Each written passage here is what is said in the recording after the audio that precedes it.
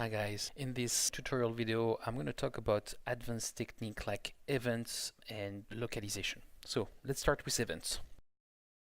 You right click on events and you simply add an event. You give it a name. So for example, let's say that this event is a phone call from the chief price person, so we'd call it phone call number 1. Oops, phone call. The event is either multiple, meaning that it could be triggered more than once, or it's a one-shot, meaning that once it's triggered, the software will make sure it never triggers again. You can say also if it's enabled at the beginning or not. For example, you might have events that you might want to enable only on certain condition. You might not want to have it enabled at all at the beginning. Let's say for now that's the one we're making is enabled, meaning that we're constantly going to scan to check if the condition we have set are true. To have an event, you need to have a trigger that trigger this event. So let's say that the phone call will be done if Colette admits killing her mother. Colette admits. So let's see what it would look like here. We have plenty of different conditions that an event can have. It could be time passed, and I'm going to quickly look at it. For example, it says if since the beginning of the game, 8 hours has passed, then I want to trigger this event. Or it's 1 day, 8 hours. Or it could be since an event was enabled, because an event could be enabled from the beginning, but as I said earlier, something else could enable an event, and therefore this time passed since event enabled, will be relative to this event being enabled. So that's one type of condition. The second condition is in or not in location.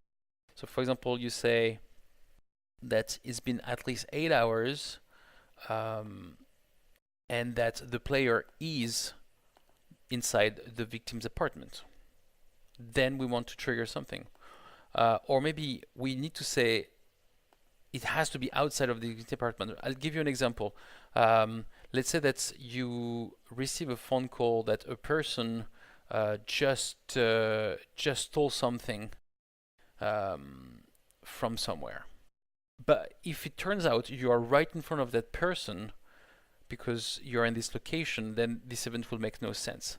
So you need to say that if 8 hours has passed and you're not in the daughter's apartment because maybe she has escaped, and you're talking to her technically, and you want to make sure that you're not in front of her, how could she escape, right? Another trigger could be an object state. So for example, you can say if Colette is cooperative. So if suddenly Colette becomes cooperative, then we want to trigger, which is actually what we're going to keep at the end, because this is what we wanted to do here. You can also say when an object is actually scanned. So if someone, I don't know, scanned the police station in the object's closed, you can also check current context, which a context is basically like where you are or who you're talking to. So let's say that you are, for example, in the victim's apartment, or for example, that you have the knife, for example, something like this. And you also have variable, which I will come to in a minute, and in and out interrogation mode. So you can have whether you're talking to someone or not. So those are all the different type of trigger. In my case, we said that if Colette admits, so Colette admit will be the object state Colette is becoming cooperative. So we're going to say if Colette become cooperative, then we're going to display a text. That text can be displayed in different UI. In our case, we want to have a phone event. We say phone rings.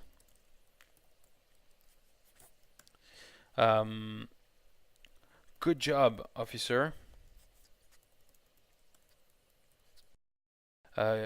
Come back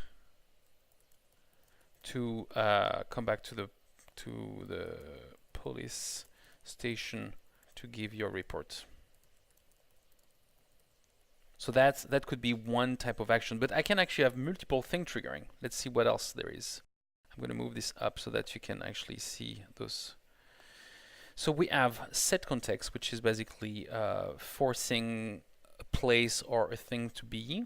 We could enable, disable an event. For example, when this happened, I could enable another event that was disabled at the beginning.